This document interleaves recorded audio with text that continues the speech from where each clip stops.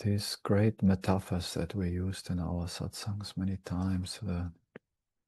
First, the mountains are mountains and the rivers are rivers, and then there is no more mountains and no more rivers, and then there is mountains and rivers again. You went the whole pathless path, and now the mountains and rivers are shining in the true expression of goodness, of godness, of sacredness, of happiness.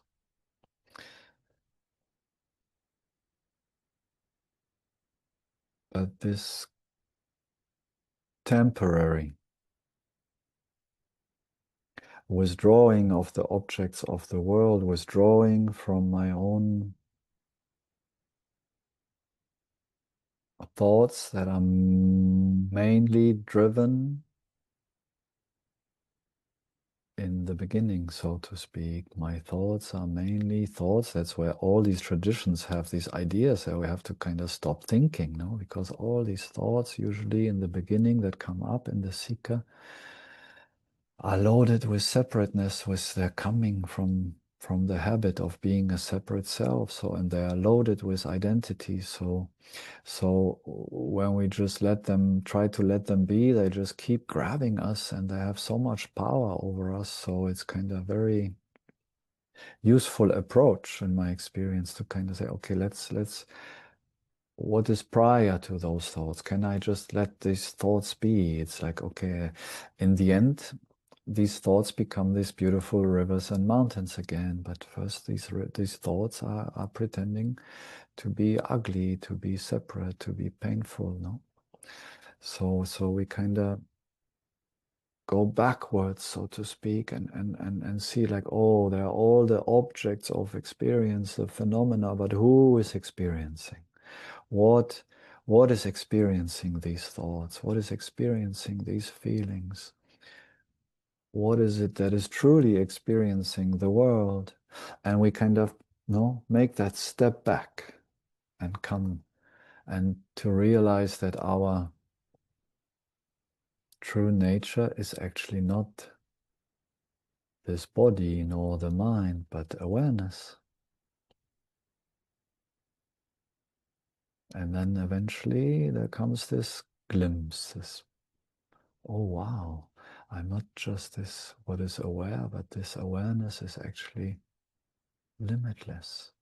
It was never born. It will never die. It doesn't have a gender. It doesn't have a shape. It's never changing. It's eternal. It's infinite. I am eternal. I am infinite. Maybe I don't have all the word, but there comes this authentic understanding, this glimpse of understanding experientially, and I kind of know, and then the battle starts. Not that it's over, as we know. Then I know, and still I have to deal with all of these thoughts, feelings, and perceptions that want to convince me every day that it's not true, that I'm a separate entity.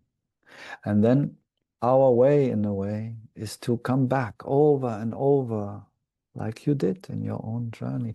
Come back to contemplation, come back to resting in being, to rest in being purely and not to get involved, not to be fascinated by the thoughts, by the feelings, the sensations in the body, the world.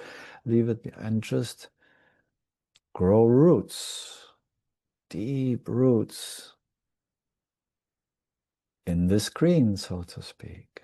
It seems to be something that is what Ramana called the substratum of this whole world.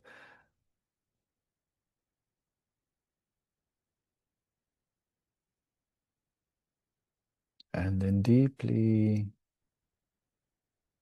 investing ourself, our life into this formless consciousness by resting in being and applying the understanding from satsang in our daily life, just like for you, this apparent screen movie apart from that background, from that awareness, start to mingle together, kind of unnoticed often,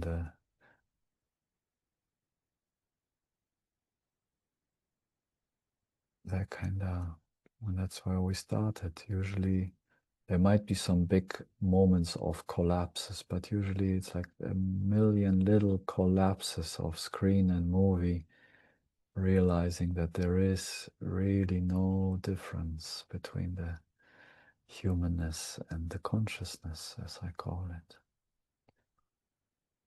And then eventually it's your default and your pretty much at least continuous experience.